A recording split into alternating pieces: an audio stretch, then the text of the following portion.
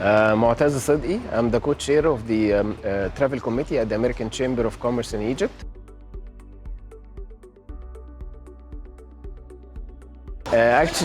Looking at in a wider angle of Egypt, Egypt has a lot to offer, and I think also the local cuisine, this has to be populist more and more, because a lot of people from neighbor countries like United Arab Emirates, Saudi Arabia, now they're sending their food bloggers to discover the cuisine, the real cuisine of Egypt. Also, some brands, like local brands, needs to deserve the chance to go abroad and to be much more familiar in neighbor countries.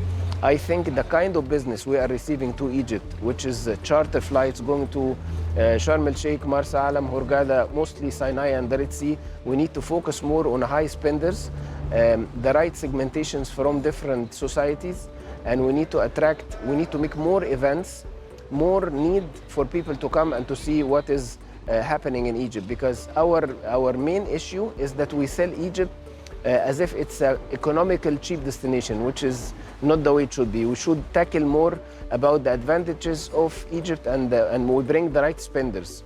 Same way they go to neighbor countries and they spend more money, Egypt deserves those people to come and to discover it the right way.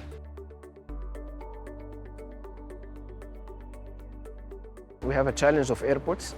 We have a challenge of the capacity of hotel beds. We need to increase decent 3 and 4 stars hotels, not necessarily 5 stars.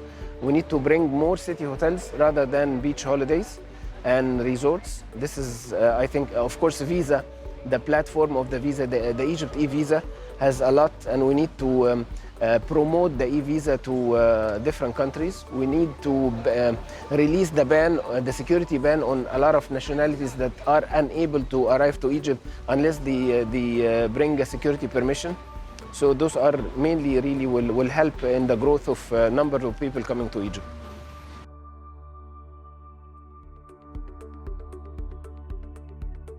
It's a group of people. It's a group work or a teamwork, as they say, because I think we're dealing with between 18 to 22 different channels. The local investors are facing, the people who build the hotels.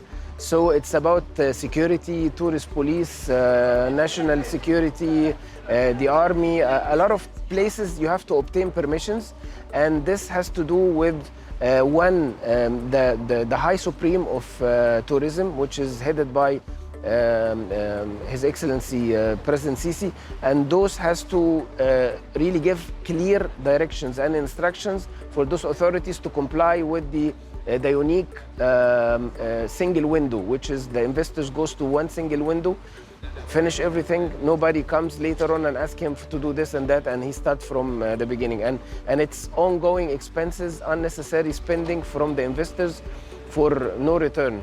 So I would say that it has to come from a higher authority that give instructions to many people that you have to help the investor and you have to push him to bring more and more tourists.